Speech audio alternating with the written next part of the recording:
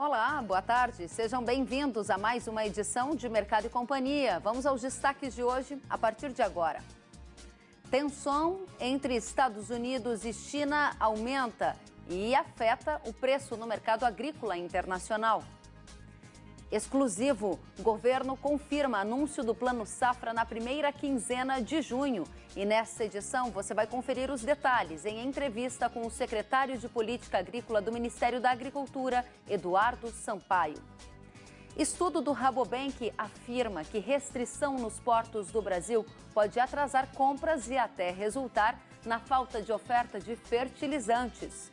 O Porto de Rio Grande opera com 75% da equipe e garante plena atividade, mesmo com o eventual aumento de casos de Covid-19.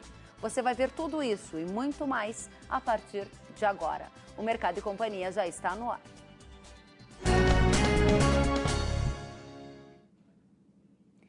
O governo federal confirmou o anúncio do Plano Safra 2020-2021 para a primeira quinzena de junho. Vamos, ao vivo, conversar com o secretário de Política Agrícola do Ministério da Agricultura, Eduardo Sampaio, que traz os detalhes para a nossa audiência. Secretário, muito boa tarde, obrigada pela presença. O Plano Safra será, então, anunciado na primeira quinzena de junho? Oi, Kellen. Olá, os telespectadores, boa tarde a todos. Kellen, acabei de sair da sala da ministra, em função até dessa entrevista aqui. A gente botou como plano, como meta, anunciar no dia 15, que é uma segunda-feira. Nós vamos tentar fazer aí um anúncio organizado via essa via aqui, via eletrônica, né? Via conferência eletrônica. Maravilhoso. Então, em primeira mão, trazendo para todo o país, Plano Primeiríssima Safra. Mão, Kellen. Primeiríssima mão. Que honra. Muito obrigada pela oportunidade. Dia 15 de junho, anúncio do Plano Safra. Isso. Isso aí. Nós estamos trabalhando para esse dia, acho que vai estar tudo certo. Estamos ultimando aqui agora. É muita coisa, é muito detalhe para ultimar, né? Mas estamos ultimando isso aqui e acho que vai dar certo isso aí. Perfeito. E a aprovação do projeto de lei, conhecido como PLN 8, destravou o orçamento da política agrícola, secretário? Sim, isso aí foi muito importante, é uma coisa que estava nos segurando, porque o ano passado foi igual, era outro PLN, né? Esse é o seguinte, pessoal, é interessante essa coisa, tem a ver com o rigor fiscal do Brasil. Há 2 anos, a gente aprovou a emenda constitucional, na minha opinião positiva, que fixou um teto de gastos. E essa emenda fala o seguinte, o governo pode se endividar para pagar custo, para pagar custeio. Ele pode se endividar para pagar investimento, né? Para ele se endividar para pagar operação de custeio da máquina pública, o Congresso tem que deixar. E nisso tinha muita coisa do Plano Safra. Tinha, por exemplo, o seguro rural desse ano que nós estamos agora, uma parte importante, 741 milhões, dependia desse PL. Né? Mais de 3 bilhões que vai para o Plano Safra dependia desse PL. Dinheiro do Proagro, para pagar a indenização desse ano, dependia desse PL. Foi muito importante ter aprovado. A gente não suspeitava que ele não seria aprovado. Só que estava demorando. Ele tinha sido pautado 3 vezes já. E foi aprovado ontem, isso aí destravou a última coisa burocrática grande que estava nos segurando, era isso aí. E aí, isso significa que agora o governo já tem uma previsibilidade de qual vai ser o orçamento para Plano Safra e quero saber se os pleitos, por exemplo, o secretário da CNA, que pediu juros de custeio de 2,5% para a Pronaf, 4% para a Pronamp e 5% para os demais produtores, vai ser atendido. Bom, isso aí, a CNA pediu isso aí, obrigado, Kellen. Nós estamos trabalhando assim, nós aqui do Ministério, eu vou falar mais ou menos o que eu falei ano passado aqui, Kellen. Não muda aquela lógica. A gente quer, está aqui, junto comigo aqui, o Wilson Vaz, que é o diretor da área de crédito, uma pessoa muito experiente aqui na área de crédito rural. A gente sempre está trabalhando para baixar o juro máximo possível. A gente quer, trabalha para chegar nessa meta aí que a CNA pôs. Mas vale aquela máxima que eu falei ano passado. É uma balança, eu vou tentar botar na câmera aqui, ó, os 2 pratos são minhas mãos. Se eu baixar os juros, eu necessariamente abaixo o volume de recursos. Dado que o Tesouro tem um volume limitado de recursos para colocar no Plano Safra, quanto mais abaixo os juros, mais eu abaixo o volume de recursos. É claro que eu não posso suspender os juros para suspender o volume de recursos, porque aí fica inviável para a agricultura. A gente tem que trabalhar, então, numa taxa de juros que permita o produtor tomar dinheiro, permita tomar dinheiro numa taxa compatível com a atividade, que não seja tão baixo que me limite os recursos, nem tão alto que não fique compatível. Então, a gente fica buscando esse equilíbrio. A gente quer trabalhar com a taxa de juros mais baixa possível, mas que garanta um volume bom de recursos. Hoje, na situação que estamos, o que seria a taxa mais baixa possível na sua avaliação, secretário? Essa é a pergunta que eu não posso responder agora, mas é que nós estamos buscando ela. E diga para a gente, Tá? É porque é o secretário. seguinte, olha só, é interessante, eu vou falar aqui uma informação importante. Esse ano, está todo mundo vendo, é um ano complicadíssimo, né? Nós vamos virar esse ano com endividamento, o Tesouro está prevendo isso aí, superior a 600 bilhões, um déficit de reais, né, nas contas públicas. Isso é mais que o triplo do que o pior ano da nossa história. Foi no passado recente, aí no governo, né, no passado recente, a gente virou com um déficit de um pouco abaixo de 3% do nosso déficit das contas públicas. Esse ano vai virar com 9%, né, em relação ao PIB. Então, essa é a situação ruim que nós estamos. Por outro lado, há um reconhecimento aí do governo, das autoridades econômicas, de que a agricultura é um setor que pode alavancar muito a retomada no pós-crise. Então, estamos nessa balança também lá. Ao mesmo tempo, o tesouro muito limitado, mas com esse reconhecimento que a agricultura precisa desse plano safra, mais ainda do que precisaria em condições normais, porque o crédito ficou pior, né? Se a gente tivesse uma condição normal, o crédito privado ia ocupar mais espaço esse ano, dentro da nossa previsão, deu uma recuada, infelizmente deu uma recuada, todo mundo sabe disso, está vendo isso, né? Então, também está aí. A gente está negociando com o Tesouro um volume de recursos que dê para fazer, para baixar um pouco a taxa de juros e garantir um volume de recursos bom. E para investimento, secretário, essa é uma dúvida de muitos da nossa audiência que perguntam, será que vai ter juro mais baixo para comprar máquina agrícola? Será que o juro do Moderfrota, de armazenagem, vai cair? O que o senhor pode sinalizar para a gente? Tá.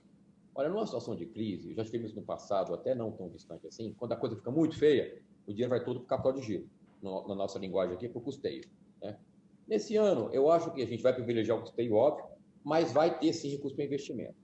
Dentro das linhas de investimento, em linha com o que a gente pediu para a CNA foi a campo, né, trocar ideias com produtores, a gente vai tentar priorizar aí a questão de armazenagem, irrigação e a linha que a gente chama de Inovagro, que financia inovações. Aí nessa linha tem, inclusive, o galpão de agricultura, galpão de suinocultura, tá? A gente vai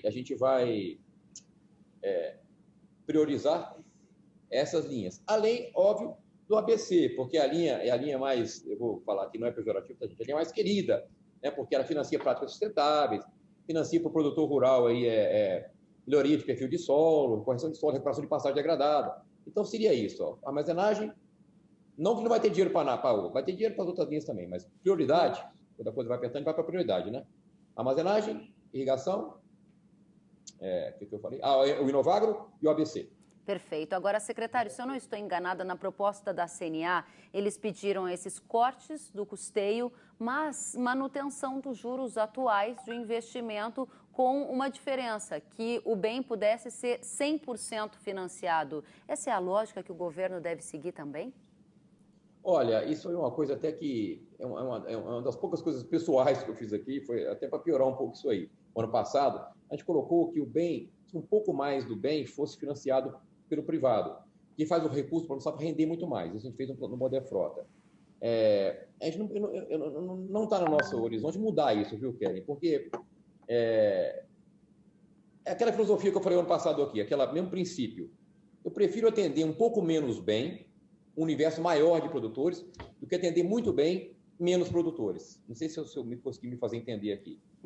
Dado que tem um recurso limitado, eu prefiro que mais produtores tenham acesso ao Plano Safra, ainda que não fiquem tão bem atendidos assim. Perfeito. Né? Tá? Secretário, uma das questões que eu gostaria de colocar para o senhor também é que o Conselho Monetário Nacional autorizou que a equalização seja paga também aos bancos privados, não é? Como é que isso afeta o crédito rural? É uma boa notícia para o nosso público? De qual maneira, secretário? A notícia é muito boa e o Congresso aprovou isso, foi muito bem. Eu não posso falar ainda agora porque está na mão do Tesouro hoje, Kellen, isso aí, ele vai me passar isso hoje. Porque é o seguinte, aí nós temos grandes bancos no Brasil, fora o Banco do Brasil, que é o grande aplicador no crédito rural, né? Até hoje, só banco público oficial, banco oficial e banco cooperativo poderia receber equalização. A partir da aprovação dessa lei aí, que você mencionou, que foi a MP 897, já do ano passado, bancos privados também poderão receber. Então, a nossa expectativa com isso é o seguinte, o banco privado vai se candidatar ao Tesouro. Eu também quero entrar no Plano Safra diretamente. Hoje, o banco Bradesco, Santander, Itaú, os bancos privados grandes todos, eles participam do Plano Safra indiretamente. Eles captam recursos via BNDES para fazer, por exemplo, o Moderfrota. Ou financiam o custeio com dinheiro das habilidades bancárias. Se eu permitir que o Tesouro passe dinheiro para eles, como passa para os bancos oficiais, aumenta a concorrência por esse recurso e tende a baixar o chamado spread, ou os custos administrativos e tributários que o Tesouro paga para os bancos para eles aplicarem dinheiro à taxa do Plano Safra. Tá certo, então é mais uma alternativa. Você entendeu? É para aumentar a concorrência no mercado bancário, basicamente. O que pode ajudar a diminuir os custos operacionais e baratear o dinheiro para o nosso público, né? Isso, tem um grande problema todo ano no Plano Safra, essa briga com o banco aí. O que é de fato um avanço, essa questão. Por último, a ministra da Agricultura, Tereza Cristina, em entrevista recente, disse que as taxas do Plano Safra ficariam entre 5 e 6, que é razoável. É isso que o senhor espera também? Entre 5 e 6 é o razoável? Kelly está sempre insistindo nas coisas mais delicadas, né? O público te conhece bem.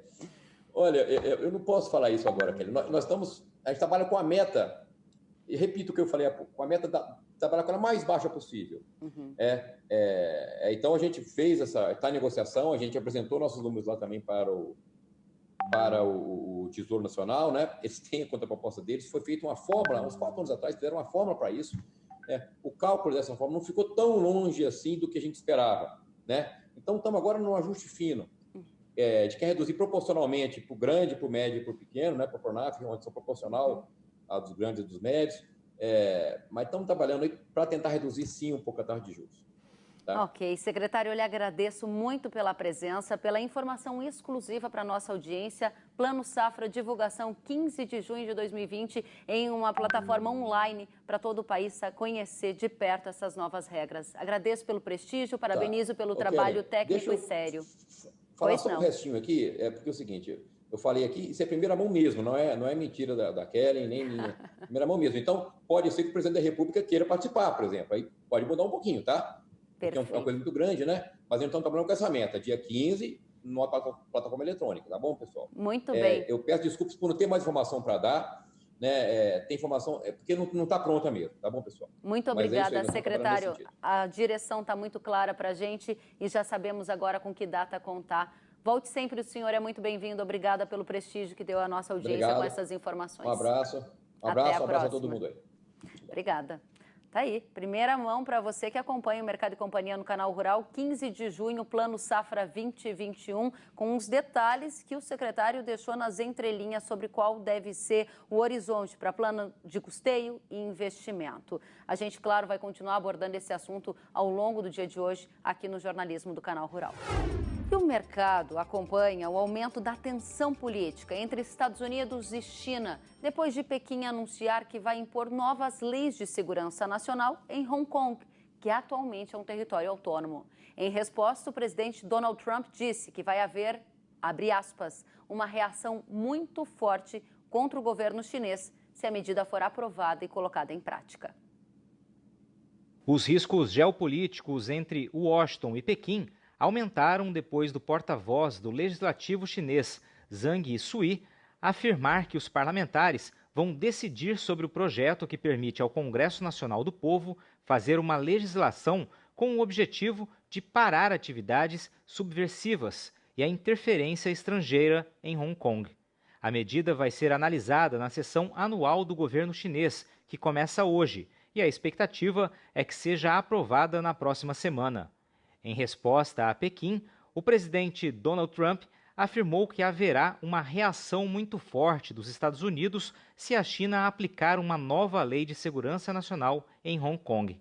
Além disso, senadores americanos estão introduzindo no Congresso um projeto de lei bipartidário que vai aplicar sanções a funcionários e entidades ligadas ao Partido Comunista da China em caso de aplicação das novas leis de segurança nacional em Hong Kong. A legislação proposta também penalizaria bancos que negociam com tais entidades. Segundo analistas, a tensão entre as duas potências refletiu no mercado agrícola e os contratos futuros da soja recuaram mais de 1% no pregão de quinta-feira. Vamos à análise do mercado com a Agriinvest Commodities. O analista Marcos Araújo fala ao vivo conosco para explicar como é que está o mercado hoje. A percepção é de aumento nas tensões entre Estados Unidos e China. Como isso repercute no preço, Marcos? Olá, Kellen. Boa tarde a todos. O mercado da soja deu uma esfriada com essa combinação da valorização do real. Recentemente, nos últimos dias aí, o real se valorizou mais de 20 centavos frente ao dólar e Chicago, nos últimos dias, com uma queda de 12 centavos. Colocando isso tudo no preço da soja em reais por saca, aqui no Brasil, Kelly, os preços da exportação caíram algo como R$ 4,00 por saca. R$ 4,00 por saca, e isso significa uma tendência de agora em diante, Marcos? Kelly, nós temos que colocar em mesa esse fato, o baixo ritmo das exportações americanas, já que essa previsão de exportação de 45 milhões de toneladas pelo Departamento de Agricultura dos Estados Unidos está ficando muito distante. A China tem comprado, por mais que essa semana os dados vieram positivos, mas o ritmo ainda é muito baixo. Uma vez que a soja brasileira, o real, por mais que está nesse nível ainda, nós temos uma boa competitividade da soja brasileira. Eu acredito que o dólar possa voltar a ter mais força na próxima semana, devendo ter melhores preços, Kelly. Qual é a sua previsão para o mercado em 2020 aqui no Brasil? Safra chamada de velha já foi quase que totalmente vendida, mas ainda tem alguns grãos remanescentes. Os produtores ficam ali observando qual é o melhor momento de venda. Você acredita que pode faltar soja no Brasil no segundo semestre? Kelly, acreditamos que sim. Nós trabalhamos com uma exportação aqui no Brasil entre 80 e 82 milhões de toneladas.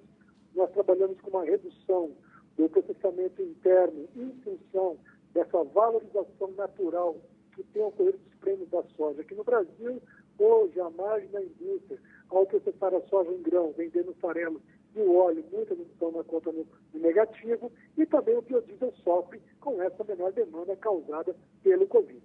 Naturalmente, a exportação tem ganhado mais corpo e também a questão de fluxo de caixa das trades tem maior poder de compra quando comparado com a indústria local. Marcos Araújo, muito obrigada pela análise, pela presença. Desejo a você uma boa sexta-feira. Volte sempre. Obrigado, até mais. Até a próxima. Sentiu falta de algum conteúdo? Acesse canalrural.com.br.